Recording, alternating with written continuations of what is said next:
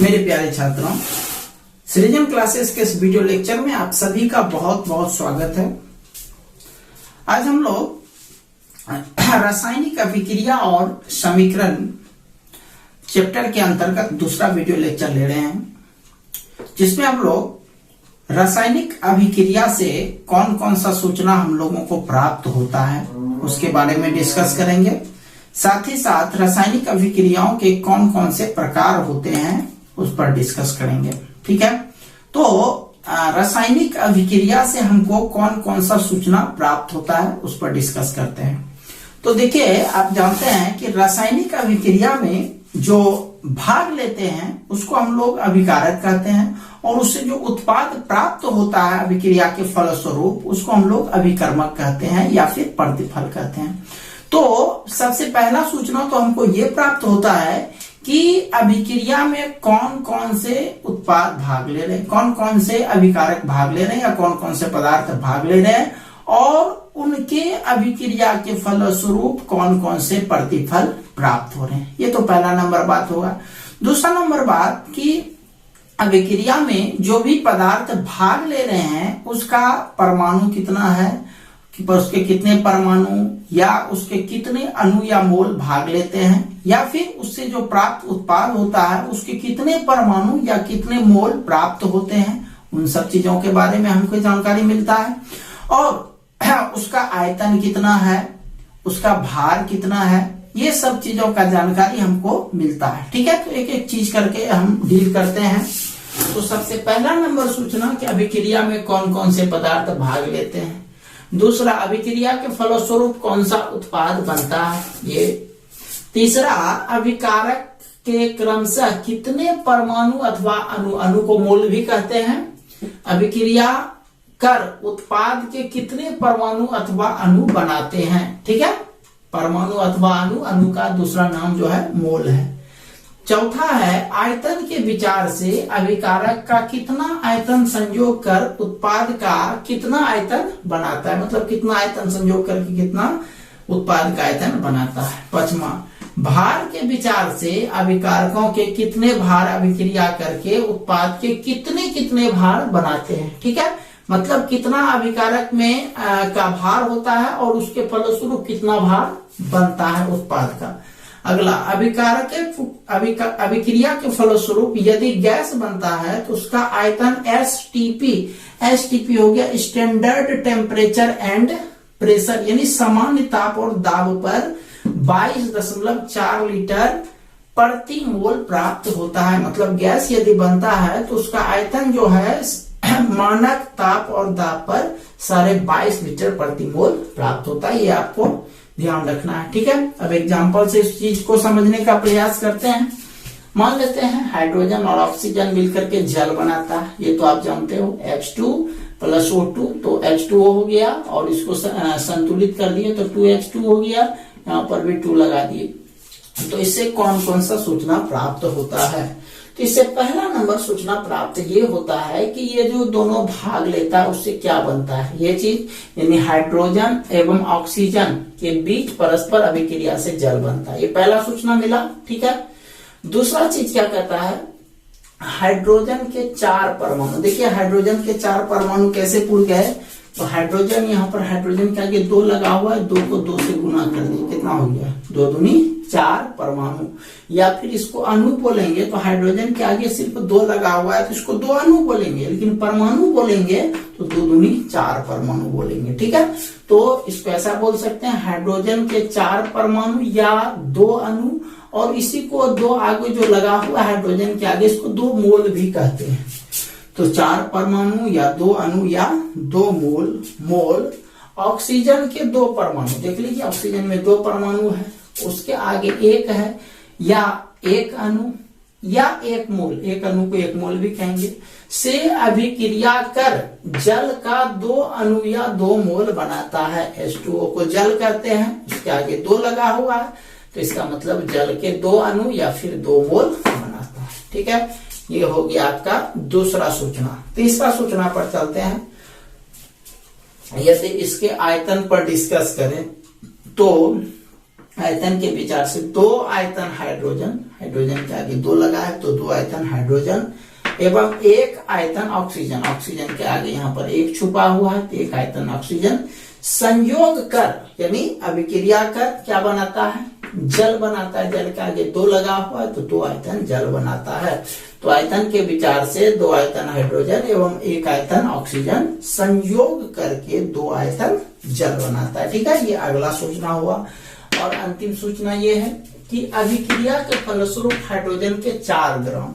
आप लोगों को हम जब बेसिक पढ़ा रहे थे तो वहां पर 1 से लेकर के 20 तक जो 1 से जो 20 तक तत्व होते हैं उसके संकेत, उसके परमाणु संख्या, उसके परमाणु भार के बारे में बताए थे।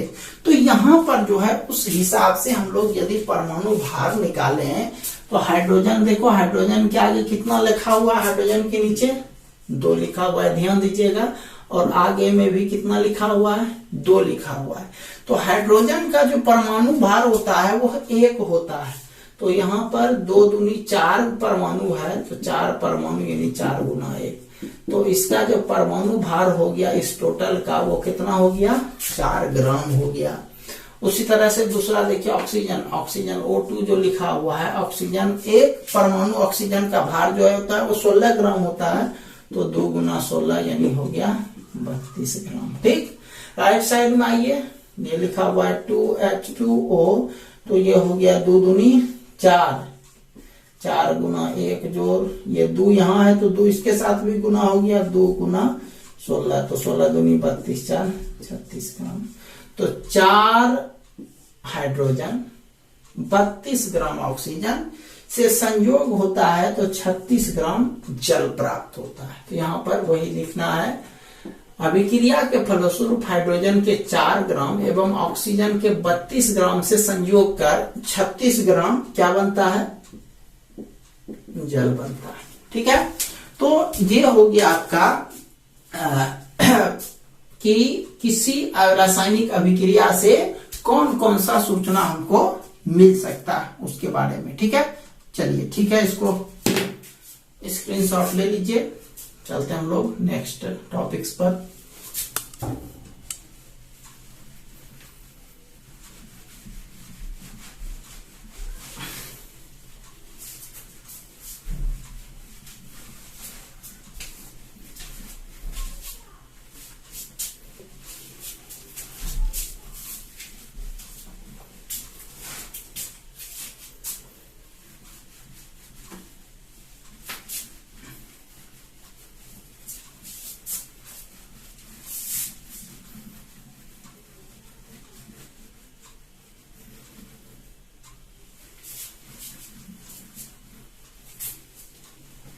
चलिए अब डिस्कस करते हैं रासायनिक अभिक्रिया के प्रकार पर। हालांकि बहुत प्रकार के हैं रासायनिक अभिक्रिया, लेकिन मुख्य प्रकार यहाँ पर लिखे हुए हैं 4। अब इसी से मिलता जुलता और भी टाइप के अभिक्रिया होते हैं, तो हम इन चारों अभिक्रिया पर डिस्कस करते हैं। इसमें से पहला है संयोजन अभिक्रिया। नाम से ही पता चलता है संयोजन यानी एक तरह से जुड़ना। ठीक है, एक तरह से क्या हो गया, संयोजन मतलब हो गया जुड़ना। मतलब जब 2 या 2 से अधिक पदार्थ अभिक्रिया करके एक नए पदार्थ का निर्माण करते हैं तो वो हो गया संयोजन अभिक्रिया। 2 या 2 से अधिक पदार्थ मिल करके जब एक नए पदार्थ का निर्माण करते हैं तो वो क्या हो गया, संयोजन अभिक्रिया। तो 2 या 2 से अधिक पदार्थ संयोग करके एक नए पदार्थ का निर्माण करते हैं तो उसे संयोजन अभिक्रिया करते हैं। जैसे आप देखिए हाइड्रोजन और ऑक्सीजन 2 अलग अलग पदार्थ हो गया, इस दोनों के मिलने से क्या बन गया, जल बन गया, एक नए पदार्थ का निर्माण हो गया। तो यह हो गया संयोजन अभिक्रिया। ठीक है, मतलब 2 जुड़ करके एक नया पदार्थ का निर्माण होना। दूसरा है वियोजन या फिर इसी का दूसरा नाम है अपघटन। वियोजन या फिर अपघटन अभिक्रिया। जैसा संयोजन में क्या था कि वो जुड़ करके एक नया पदार्थ बनाता था। वियोजन या अपघटन मतलब होता है टूटना। अपघटन मतलब होता है टूटना। तो एक पदार्थ जो है वह टूट करके 2 या 2 से अधिक पदार्थों का, नए पदार्थों का निर्माण करते हैं, उसी का नाम है वियोजन। मतलब क्या, एक बड़ा पार्ट 2 अलग अलग पार्ट या 2 से अधिक पार्ट में टूट गया। तो चलते हैं वियोजन पर कि जब एक पदार्थ टूटकर दो या दो से अधिक नए पदार्थ का निर्माण करते हैं तो उसे क्या कहते हैं, वियोजन या फिर अपघटन अभिक्रिया कहते हैं। जैसे calcium carbonate CaCO3, calcium carbonate हो गया, इसको जब गर्म करते हैं, डेल्टा मतलब हो गया गर्म करना, तो इससे calcium oxide CaO plus CO2 यानी कैल्शियम ऑक्साइड और कार्बन डाइऑक्साइड दोनों बनता है। ठीक है, तो यह टूट करके दो अलग अलग पदार्थ का निर्माण हो गया। कैल्शियम ऑक्साइड जिसको कली चूना भी कहते हैं, और CO2 कार्बन डाइऑक्साइड हो गया, और CaCO3 इसको संगमरमर कहिए या फिर खरिया कहिए या फिर चौक कहिए, बहुत सारा नाम है। तो यह जो है टूट करके इस दो अलग अलग पदार्थ का निर्माण करता है, इसीलिए दूसरा कौन सा हो गया, वियोजन अभिक्रिया। चलिए तीसरा पर आते हैं, जिसका नाम है विस्थापन अभिक्रिया। कौन सा अभिक्रिया, विस्थापन अभिक्रिया। तो विस्थापन में क्या होता है कि एक तत्व जो है दूसरे यौगिक के तत्वों को हटा करके उसका जगह ले लेता है। मतलब एक तत्व दूसरे यौगिक से एक तत्व को निकाल करके वहां पर वह फिट हो जाता है, उसको बाहर कर देता है, यानी एक जो है वह दूसरे का स्थान ले लेता है। तो यह होता है विस्थापन अभिक्रिया। ठीक है, तो पढ़ते हैं विस्थापन अभिक्रिया कि जब कोई तत्व दूसरे तत्व को उसके यौगिक के विलयन से विस्थापित कर खुद उसका स्थान ले लेता है तो उसे विस्थापन अभिक्रिया कहते हैं। जैसे आप देखिए, तो विस्थापन Fe यानी एक तरह फेरस हो गया, लोहा हो गया, CuSO4 यानी यह कॉपर सल्फेट का एक विलयन हो गया, यह इसके साथ अभिक्रिया किया, तो उसके बाद यह करता क्या है, फेरस जो है, लोहा जो है, वह कॉपर का स्थान ले लेता है, और यानी कॉपर को यहां से हटा दिया तो FeSO4 बन जाएगा, तो वही लिखा है FeSO4, और कॉपर जो है CuSO4 से अलग होकर के यह यहाँ पर जगह बना लेगा। ठीक है, तो विस्थापन अभिक्रिया के बारे में एक चीज आप ध्यान रखिएगा कि विस्थापन अभिक्रिया में किसी तत्व का विस्थापन होना इस बात पर निर्भर करता है कि वह तत्व का स्थान सक्रियता श्रेणी में कहां पर है। यदि सक्रियता श्रेणी में इस दोनों में जैसे अभिक्रिया करा रहे हैं तो Fe जो है वह सक्रियता श्रेणी में ऊपर है, इसका मतलब है Fe जो है कॉपर से ज्यादा अभिक्रियाशील है, और यदि सक्रियता श्रेणी में Fe का स्थान, कॉपर का स्थान नीचे है, और Fe का स्थान नीचे है, कॉपर का स्थान ऊपर है, तो हम ये समझेंगे कि कॉपर जो है फेरस से अधिक अभिक्रियाशील है। तो एक चीज याद रखिएगा, जो अधिक अभिक्रियाशील रहता है वही दूसरे को हटा सकता है, अदरवाइज वह दूसरे को वहां से विस्थापित नहीं कर पाएगा। ना कि इसके बारे में हम आगे डिस्कस करेंगे, लेकिन इसमें और समझ लीजिए। मान लिया जो कॉपर पहले रहता, FeSO4 बाद रहता, तो ये कॉपर जो है FeSO4 से Fe को विस्थापित नहीं कर पाता, क्योंकि कॉपर जो है फेरस के तुलना में कम अभिक्रियाशील है। अभिक्रियाशील समूह हम लिखाएंगे, उसमें आपको कौन सा तत्व ज्यादा अभिक्रियाशील होता है, कौन सा कम होता है, उसके बारे में आगे बताएंगे। ठीक है, चलिए नेक्स्ट आते हैं द्विविस्थापन। नाम से ही पता चलता है इसमें विस्थापन माना सिर्फ एक बार विस्थापित होना, और इसमें है द्विविस्थापन यानी दो बार विस्थापित करेगा। क्या, दो बार विस्थापित करेगा। इस पे आप ऐसे समझो कि इसमें जो है दो यौगिक जो है एक तत्व के एक समूह को एक दूसरे से विस्थापित कर लेगा, मतलब दोनों एक दूसरे के पास चला जाएगा। इसको आप जैसे आप लोग कोना कोनी खेलते हो तो क्या करते हो, जो सामने वाला कोना में रहता है आप इस कोना में रहते हो, तो जब दौड़ते हो आप इस कोना में आ जाते हो और सामने वाला उस कोना में, मतलब दोनों एक दूसरे का स्थान ग्रहण कर लेता है। तो यहाँ पर भी उसी तरह का होता है द्विविस्थापन में कि जब दो यौगिक अपने अपने आयनों और मूलक पढ़ा है आप लोगों को, आयन या फिर मूलक एक समूह होता है कि अदला बदली करके दो नए यौगिकों का निर्माण करता है, तो उसे द्विविस्थापन अभिक्रिया कहते हैं। जैसे यहाँ पर देखिए हम एक अभिक्रिया ले रहे हैं AgNO3, Ag मतलब हो गया सिल्वर, NO3 नाइट्रेट यानी silver nitrate NaCl sodium chloride से अभिक्रिया किया, तो इसमें देखो दो समूह AgNO3, इसमें भी दो समूह NaCl। ठीक है, आपको बता चुके हैं कि अगला जो होता है मतलब जब कोई यौगिक लिखा हुआ रहता है तो उसका अगला जो समूह होता है वह धन मूलक होता है और बाद वाला ऋण मूलक होता है। उसी तरह से इसमें भी ये धन मूलक होगा और बाद वाला ऋण मूलक होगा। तो धन मूलक हमेशा ऋण मूलक से अभिक्रिया करता है। तो Ag जो उसके साथ अभिक्रिया करेगा, Ag Na करेगा, Ag किसके साथ अभिक्रिया करेगा? Cl के साथ। तो ये बना लिए AgCl यानी सिल्वर क्लोराइड। अब बचा इसमें NO3 इसमें बाद में है यानी यह जो है ऋण मूलक है, और इसमें बचा Na यानी सोडियम पहले है तो यह धन मूलक है। तो ये दोनों आपस में अभिक्रिया करेगा, तो धन मूलक पहले लिखाएगा, ऋण मूलक बाद में लिखाएगा। तो NaNO3 यानी हो गया सोडियम नाइट्रेट।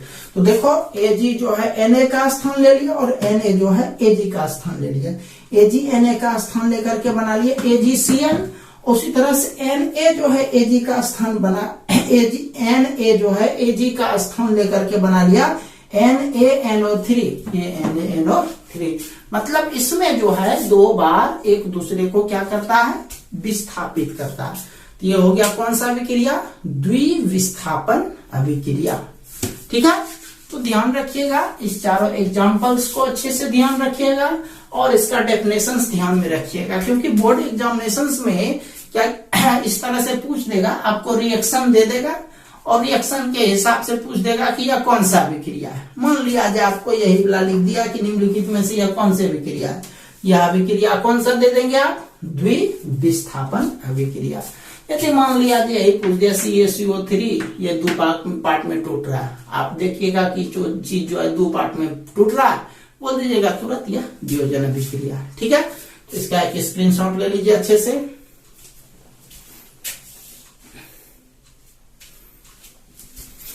चलिए चलते हैं अब हम लोग नेक्स्ट पॉइंट्स पर।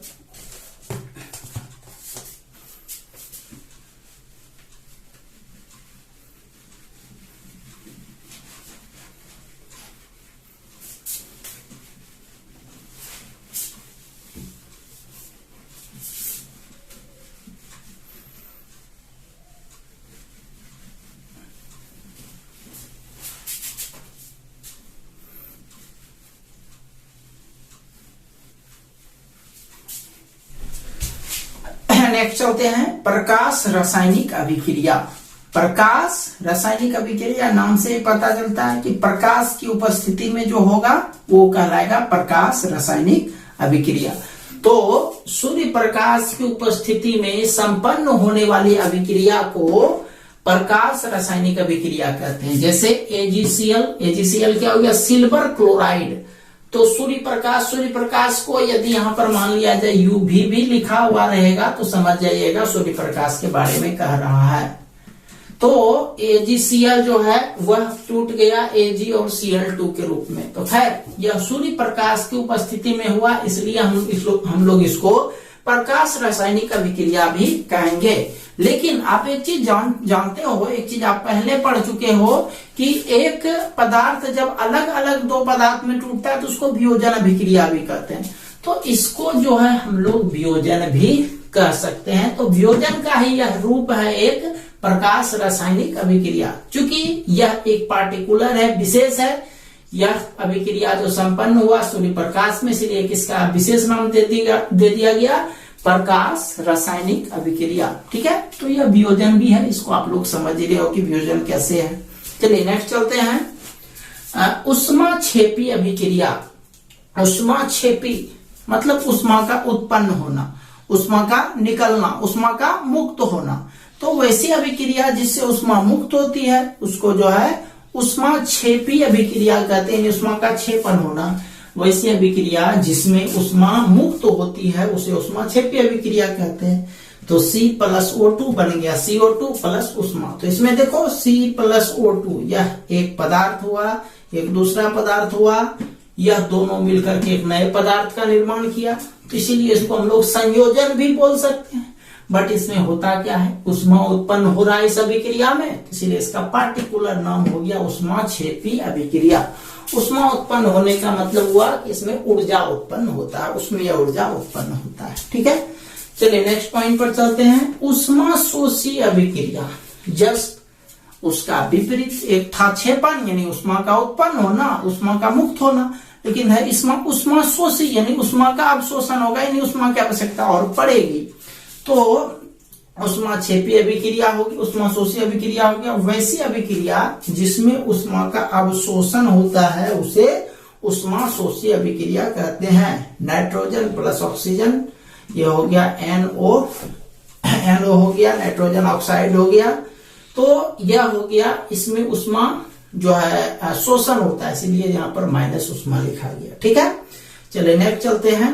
अवक्षेपण अभिक्रिया, प्रेसिपिटेशन रिएक्शन, अवक्षेपण अभिक्रिया। तो अवक्षेप मतलब होता है किसी ठोस पदार्थ से, अवक्षेप का मतलब होता है किसी ठोस पदार्थ से। हालांकि हम आप लोगों को इक्वेशन तो पढ़ा रहे हैं, रासायनिक समीकरण, लेकिन इसमें जो है उसका पार्टिकुलर टर्म आपको नहीं पता है, अगले क्लास में बताएंगे उसको। तो अभी आप लोग इसको समझिए। अवक्षेपण यानी एक ठोस पदार्थ से होता है। तो अवक्षेपण अभिक्रिया वैसी अभिक्रिया जिसमें किसी अवक्षेप का निर्माण होता है, जिसमें किसी अवक्षेप का निर्माण होता है उसे अवक्षेपण अभिक्रिया कहते हैं। Example Na2SO4 plus BaCl2। यहाँ पर देखिए दो पदार्थ, यह जो है Na2SO4 यह सोडियम सल्फेट का जलीय विलयन है। BaCl2 बेरियम क्लोराइड का जलीय विलयन, जलीय विलयन को हम लोग संकेत में AQ लिखते हैं। तो यहाँ पर हम लोग चाहें तो AQ लिख सकते थे, हालांकि हम लिखे नहीं है, बस आप समझ जाइए इसको। तो यह और यह दोनों मिल करके BaSO4 यानी बेरियम सल्फेट और NaCl यानी सोडियम क्लोराइड बनाया। तो ये जो सोडियम क्लोराइड मिलता है यह जलीय घोल के रूप में मिलता है, और यह जो BaSO4 यानी बेरियम सल्फेट है यह एक ठोस के रूप में मिलता है। इसीलिए इसको इस तरह से तीर जो दे दिए यह नीचे, इसका मतलब यही है यह जब अभिक्रिया करता है तो यह जो है नीचे की तरफ जमा हो जाता है। ऐसे आप समझ सकते हो, ठोस है तो निश्चित तौर पर वह नीचे की तरफ आएगा ही, भारी होने के कारण वह जमीन पर या फिर नीचे वाले परत पर जमा होगा ही। ठीक है, तो खैर इसको आप याद रखिएगा कि अवक्षेपण अभिक्रिया में क्या होता है, अवक्षेप का निर्माण होता है। तो उसको इस तरह से तीर यदि इस तरह से कहीं दिया हुआ रहे तो समझ जाइए यह अवक्षेपण अभिक्रिया है। दूसरे तरीके से यह देख लो कि सोडियम जो है इसका Ba को हटा देता है और सोडियम क्लोराइड बना लेता है। उसी तरह से Ba जो है सोडियम को हटा देता है और बेरियम सल्फेट बना लेता है। यह एक दूसरे का स्थान को अदला बदली कर रहा है। इस हिसाब से इसको आप दूसरा क्या बता सकते हो, द्विविस्थापन अभिक्रिया। यानी ये जो अभिक्रिया लिखे हैं यह द्विविस्थापन अभिक्रिया भी है। चलिए नेक्स्ट आते हैं, उदासीनीकरण अभिक्रिया। वैसी अभिक्रिया जिसमें अम्ल एवं क्षार अपने अपने आयनों की अदला बदली करके लवण एवं जल बनाते हैं। स्पेशल है, पार्टिकुलर है कि इसमें अम्ल और क्षार की अभिक्रिया करेगा और लवण और जल बनाएगा। यदि ऐसा होता है तो उदासीनीकरण अभिक्रिया कहलाएगा। जैसे देखिए HCl यह अम्ल है, हाइड्रोक्लोरिक अम्ल, NaOH, OH जहां भी लगा रहता है वो क्षारक होता है। तो खैर HCl और NaOH यानी सोडियम हाइड्रोजन क्लोराइड या हाइड्रोक्लोरिक अम्ल बोल सकते हो, और सोडियम OH हो गया हाइड्रोक्साइड, सोडियम हाइड्रोक्साइड, ये दोनों अभिक्रिया करके NaCl और H2O बनाया। NaCl एक लवण है और H2O का मतलब जल। तो अम्ल और क्षार मिलकर के लवण और जल बनाया। इस प्रकार यह अभिक्रिया कौन सा अभिक्रिया हो गया, उदासीकरण अभिक्रिया हो गया। ठीक है, तो कल हम लोग ऑक्सीकरण और अपकरण के बारे में विशेष तौर पर पढ़ेंगे, और साथ ही साथ हम लोग किसी तत्व को कौन सा ठोस है, कौन सा द्रव है, कौन सा गैस है, कौन सा लिक्विड है, उस तरह का हम एक पार्टिकुलर चिन्ह के द्वारा बताएंगे आपको कि उसका नोटेशन किस तरह से लिखा जाता है। ठीक है, तो मिलते हैं हम लोग कल एक नए वीडियो लेक्चर के साथ। तब तक के लिए आप सभी का बहुत बहुत धन्यवाद।